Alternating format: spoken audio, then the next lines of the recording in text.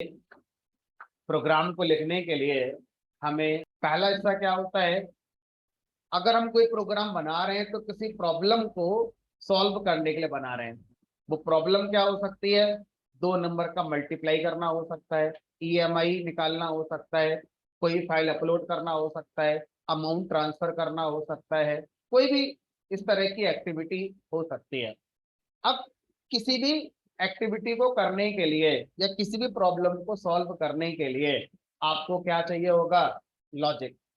जैसे अगर मैं आपसे कहूं मुझे सिंपल इंटरेस्ट कंप्यूट करवाना है, तो सिंपल इंटरेस्ट एक प्रॉब्लम है। अब आप उसको एक प्रोग्राम से सॉल्व करना चाहते हैं कि सिंपल इंटरेस्ट को कैसे कंप्यूट किया जाए, तो आपको पहले क्या पता होना चाहिए? सिंपल इंटरेस्ट का लॉजिक। लॉजिक का मतलब फार्मूला। तो आपने कहा मुझे पता है P into R into T divide by 100। ठीक है। तो कोई भी प्रोग्राम किसी प्रॉब्लम को सॉल्व करने के लिए बनाया जाता है और उस प्रॉब्लम को सॉल्व करने का कोई एक लॉजिक होता है। उस लॉजिक को क्या बोलते हैं? कोई फार्मूला कह सकते हैं। ठीक है। जैसे मैंने एग्जांपल दिया सिंपल इंटरेस्ट का, उसका फार्मूला मुझे पता है। अब अगला फेज क्या है? अगला फेज ये होता है हमारे प्रोग्राम में कि जो भी लॉजिक है उसमें ऐसा क्या है जो फिक्स रहेगा और ऐसा क्या है जो बदल बदल कर आउटपुट हमारा बदलेगा। P into R into T divide by 100। क्या इस फार्मूले में 100 की जगह 200 से डिवाइड किया जा सकता है या 5 से डिवाइड किया जा सकता है? नहीं। तो इसमें फिक्स क्या है? 100 से ही डिवाइड होगा। लेकिन इसमें क्या बदल सकता है? अलग प्रिंसिपल बताओगे तो इंटरेस्ट अलग निकल कर आएगा, टाइम अलग बताओगे तो इंटरेस्ट बदल जाएगा, रेट ऑफ इंटरेस्ट अगर कुछ और होगा तो जो इंटरेस्ट बनकर आएगा वो कुछ और बनकर आएगा। इसका मतलब पी आर और टी ये 3 फैक्टर ऐसे हैं जो बदल सकते हैं और इनके बदलने पर मेरा आउटपुट बदल सकता है।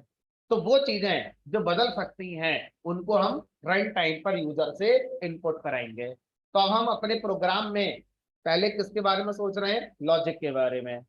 फिर क्या सोचा? उस लॉजिक में क्या चीजें ऐसी हैं जो बदलेंगी। जो चीजें बदलेंगी वो हम यूजर से इनपुट कराएंगे और जो नहीं बदलेंगी वो पहले से ही प्रोग्राम के अंदर सेट कर देंगे। ठीक है।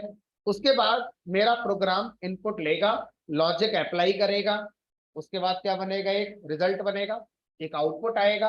अब उस आउटपुट को क्या करना होगा? मेरे प्रोग्राम को यूजर को दिखाना होगा। यही 3 फेज होते हैं मेरे प्रोग्राम में। प्रॉब्लम के लिए प्रोग्राम लिखा जा रहा है, लॉजिक सोचो, लॉजिक में देखो कितने इनपुट हैं, इनपुट लो, लॉजिक अप्लाई करो, रिजल्ट बन गया, आउटपुट दिखा दो। यही है प्रोग्राम, इससे ज्यादा कुछ नहीं होता। ठीक है। अब अगर आपसे कहा जाए कि इनपुट लेना, आउटपुट दिखाना, ये एक एक क्लास के टॉपिक है। बस एक क्लास में इनपुट लेना आ जाता है, एक क्लास में आउटपुट दिखाना आ जाता है। तो सर ये बाकी 2.5 महीने हम क्या करेंगे पाइथन में? फिर 2.5 महीने का कॉन्सेप्ट है लॉजिक पर, कि हम जिस प्रॉब्लम को सॉल्व करने के लिए प्रोग्राम बना रहे हैं वो लॉजिक कैसे लिखा जाता है, उसको 2.5 महीने में सीखा जाएगा। ठीक है। इनपुट लेना एक क्लास का कॉन्सेप्ट है, आउटपुट दिखाना एक क्लास का कॉन्सेप्ट है। इससे ज्यादा नहीं लगेगा, एक क्लास ही बहुत ज्यादा हो गई। एक ही क्लास में दोनों हो सकते हैं, इतना ही, इससे ज्यादा नहीं है। ठीक है। तो पूरे का पूरे कोर्स का ऑब्जेक्टिव क्या होगा? लॉजिक वाला पार्ट, कि सर प्रॉब्लम को सॉल्व करने के लॉजिक को कैसे लिखा जा सकता है पाइथन के अंदर। उसी का हिस्सा होगा लूप, उसी का हिस्सा होगा कंडीशन, उसी का हिस्सा होगा मॉड्यूल, उसी के अंदर ऑब्जेक्ट ओरिएंटेड आएगा, उसी के अंदर आपका थ्रेडिंग आएगा, एक्सेप्शन हैंडलिंग आएगा। ये सारे टॉपिक उस लॉजिक के ही पार्ट होते हैं, इनसे कोई इनपुट आउटपुट नहीं होता है। ठीक है। अब हमें यह समझ में आ गया कि प्रोग्राम में 3 तरह की एक्टिविटीज हैं, इनपुट, लॉजिक, आउटपुट। अब इन्हीं में से किसी एक को सीखना है सबसे पहले, और तो कुछ होगा नहीं। तो ज्यादातर लोग क्या सीखते हैं? सबसे पहले आउटपुट दिखाना सीखते हैं। कि मान लीजिए हमें इनपुट लेना आ गया, मान लीजिए हमें लॉजिक चलाना आ गया, तो रिजल्ट तो दिखाना ही पड़ेगा। क्योंकि अगर हम रिजल्ट नहीं दिखाएंगे तो मेरे प्रोग्राम का यूज कोई क्यों करेगा फिर? अगर मेरा प्रोग्राम इनपुट ले ले, लॉजिक लगा ले, बताए ना क्या करा उसने, तो क्या फायदा फिर यूज करके प्रोग्राम? तो यानी कि आउटपुट दिखाना हम हाई प्रायोरिटी पर सोचते हैं। तो इसलिए किसी भी लैंग्वेज में सबसे पहला प्रोग्राम हम लोग क्या सीखते हैं कि अगर मुझे अपने प्रोग्राम से कभी कुछ आउटपुट दिखाना पड़ गया तो कैसे दिखाएंगे। किसी भी लैंग्वेज का सबसे पहला प्रोग्राम यही हम लोग सीखते हैं। इसीलिए कहीं किसी किताब में ऐसा नहीं लिखा है कि यही सीखना चाहिए, लेकिन जनरली लोग जब सोचते हैं तो यही उनका रिजल्ट आता है कि पहले आउटपुट दिखाना सीखना चाहिए, इससे हम सही वे में आगे बढ़ेंगे। तो यही चीज हम पाइथन के अंदर फॉलो कर लेते हैं, और सबसे पहला प्रोग्राम कैसे सीखते हैं, आउटपुट दिखाना सीखते हैं कि अगर पाइथन में मुझे कुछ आउटपुट दिखाना हो तो कैसे दिखाएंगे। आगे बढ़ते हैं, अब इस काम को कैसे किया जाएगा। अब हमें यह पता है कि पहले प्रोग्राम में क्या करना है, अब हम ये सीखना चाहते हैं कैसे करना है। यानी कि हमें ये पता है कि पहला प्रोग्राम क्या करेगा, अब हम ये जानना चाहते हैं कैसे करेगा। ठीक है, तो अब कैसे करेगा के लिए अगर मैं एक एग्जांपल आपको दूं कि मान लीजिए मुझे क्या करना है, मुझे कोई एक बुक पढ़नी है जिसके कंटेंट मेरे लिए काफी नॉलेज देंगे। तो मेरे पास एक रास्ता होगा कि मैं मार्केट में जाऊं, बुक को परचेज करूं। दूसरा रास्ता हो सकता है, मैं अगर किसी कॉलेज में पढ़ता हूं तो हो सकता है लाइब्रेरी के अंदर बुक मिल जाए।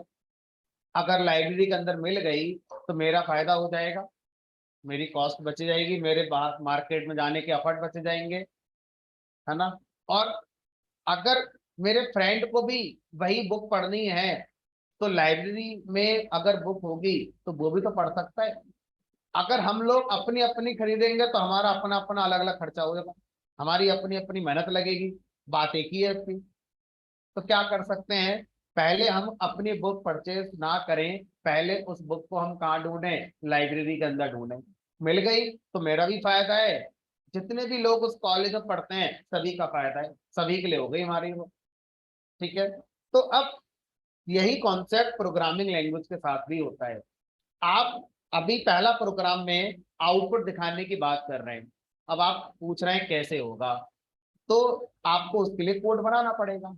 लेकिन अगर ये कोड पहले से ही बना बनाए मिल जाए तो कहाँ मिलेगा, जैसे वहां पर लाइब्रेरी के अंदर कलेक्शन ऑफ बुक्स होती हैं, उसी तरह से प्रोग्रामिंग लैंग्वेज में भी क्या होती है, लाइब्रेरी होती है। और यहाँ पर जो लाइब्रेरी है इसमें किसका कलेक्शन है, दोनों में सेंस कॉमन है। Library is equal to collection of something. वो डिजिटल लाइब्रेरी ऑडियो फाइल की हो सकती है, वीडियो फाइल की हो सकती है, रिज्यूमे की लाइब्रेरी हो सकती है। तो लाइब्रेरी शब्द का मतलब होता है कलेक्शन, किसी भी चीज का कलेक्शन लाइब्रेरी कहलाता है। तो प्रोग्रामिंग लैंग्वेज में जब लाइब्रेरी शब्द का इस्तेमाल किया जाता है तो यहाँ भी क्या मतलब है, कलेक्शन ऑफ रेडीमेड कोड जो पहले से ही लैंग्वेज में लिखकर हमें दे रखे हैं, उन कोड के कलेक्शन को क्या बोलता है, लाइब्रेरी। तो अब अगर आपसे कहा जाए लाइब्रेरी का मतलब हो गया कलेक्शन ऑफ समथिंग, अगर ये समथिंग क्या है इस पर हम डिस्कशन करें, तो अगर हम कॉलेज की लाइब्रेरी की बात करते हैं तो ये जो समथिंग है ये कौन है, हमारी बुक्स होंगी, यही तो होंगी हमारी। अगर हम बात करते हैं प्रोग्रामिंग लैंग्वेज की, कि प्रोग्रामिंग लैंग्वेज की लाइब्रेरी में कलेक्शन किस चीज का होता है, तो जो वहां पर बुक होती है यहाँ पर क्या कहलाता है, हमारा फंक्शन। कि पाइथन प्रोग्रामिंग लैंग्वेज में लाइब्रेरी किसका कलेक्शन है, बहुत सारे फंक्शन का कलेक्शन है। जैसे वहां किताब के अंदर कुछ कंटेंट लिखे होंगे, ऐसी तरह से यहाँ फंक्शन के अंदर कोई कोड लिखा होगा। ठीक है, अगर आपको वो फंक्शन यूज करना है तो आप लाइब्रेरी से यूज कर सकते हैं, आपकी मेहनत बच जाएगी। लेकिन अगर कोई ऐसा कोड जो लाइब्रेरी के किसी फंक्शन में नहीं है तो फिर आपको मेहनत करनी पड़ेगी, आपको लिखना पड़ेगा। भाई सोचो, कॉलेज की लाइब्रेरी में क्या सारी बुक मिल जाएंगे जो आप पढ़ना चाहते हो, नहीं। कॉलेज की लाइब्रेरी में कौन सी बुक्स मिलेंगी, जो जनरली सब पढ़ना चाहते हैं, जो कॉमन है सबके लिए। अब आप बोलोगे नहीं मैं तो जावा की इसी राइटर की बुक से पढ़ूंगा जावा, तो अपनी मार्केट से ले आओगे, कॉलेज में तो ये वाली बुक मिलेगी। आप बोलोगे नहीं मैं तो इस टॉपिक को इस ऑथर से पढ़ूंगा, अब लाइब्रेरी में नहीं है, मार्केट से ले आओ फिर जाके, फिर तो एफर्ट लगाना पड़ेगा। इसी तरह से प्रोग्रामिंग में है, कोई कोड ऐसा है जो बहुत स्पेसिफिक है तो जरूरी नहीं है वो लाइब्रेरी के अंदर मिल जाएगा, अपना लिखना पड़ेगा। सोचो अगर हर चीज ऐसे मिल जाए लाइब्रेरी में तो हम पाइथन पढ़ ही क्यों रहे हैं, फिर तो सब कुछ पहले से है ही अवेलेबल, हमारा फायदा क्या हुआ पढ़ने का। तो सब कुछ पहले से नहीं है, पहले से वो है जो सबको चाहिए होता है, जो कॉमन है आपके लिए, मेरे लिए, इनके लिए, उसके लिए, सबके लिए जो कॉमन है वो लाइब्रेरी के अंदर है, और जो स्पेसिफिक है वो नहीं है। वो आप लाइब्रेरी में जो दिया गया है उसका यूज करके कस्टमाइज करेंगे और अपने अकॉर्डिंग कोड को बनाएंगे। ठीक है, तो अब पाइथन के अंदर, लाइब्रेरी के अंदर जो फंक्शन आउटपुट दिखाने वाला काम करता है उसका नाम है प्रिंट। अब हम क्या लिखेंगे, उस प्रिंट फंक्शन का प्रोग्राम में यूज करेंगे। ठीक है, अब यहाँ पर क्या करना है, प्रिंट फंक्शन। अच्छा, कॉलेज की लाइब्रेरी में हजारों बुक रखी हैं, क्या सिर्फ रखी होने से आप उन्हें पढ़ लेंगे? नहीं, आपको पहले क्या करना होगा, उनको इशू कराना पड़ेगा, घर जाकर उन्हें पढ़ना होगा। तो ऐसे ही पाइथन सेटअप के साथ लाखों फंक्शन लाइब्रेरी में आ गए हैं। अब सारे के सारे थोड़ी चलना शुरू हो जाएंगे, जिसको आप इशू कराएंगे वो चलेगा, जिसको इशू नहीं कराएंगे वो नहीं चलेगा। रखे तो सारे ही है मेरे, है ना। तो अब मुझे क्या करना है, प्रिंट फंक्शन को इशू करना है। साइंस में प्रिंट फंक्शन को कॉल करना है, तो यहाँ पर हम क्या बोलते हैं, इशू करना मतलब फंक्शन को कॉल करना। जब हम किसी फंक्शन को कॉल करेंगे तब वो हमारा रन होता है। अगर हमने उसे कॉल नहीं करा तो लाइब्रेरी में तो है लेकिन आपके काम में अभी नहीं आएगा। तो हम प्रिंट फंक्शन को कॉल कैसे करेंगे, पहले फंक्शन का नाम लिखेंगे। तो नाम क्या है, प्रिंट, PRINT, PRINT, PRINT। अब लिखने वाले ने प्रिंट लिख दिया। तीनों को प्रोनाउंस करो, तीनों का प्रोनाउंसिएशन क्या आएगा, सेम। बट प्रोग्रामिंग लैंग्वेज में बोला नहीं जाता है, लिखा जाता है। अब जब लिखा जाएगा तो लिखने में लोअर केस और अपर केस की बात होती है, बोलने के लिए लोअर केस अपर केस नहीं होता है। बोलने में तीनों प्रिंट ही बोले जाएंगे, बट लिखने में तीनों अलग अलग हैं। तो सबसे पहले क्या पूछना होगा लैंग्वेज से कि क्या पाइथन केस सेंसिटिव है, क्या पाइथन में लोअर केस अपर केस किसी में भी लिख दें सही माना जाता है? Answer is no. Python case sensitive language है। जो भी लाइब्रेरी में फंक्शन लोअर केस में हमें बताया गया है हमें उसे लोअर केस में यूज करना है, और जो अपर केस में बताया गया है हमें उसे अपर केस में यूज करना है।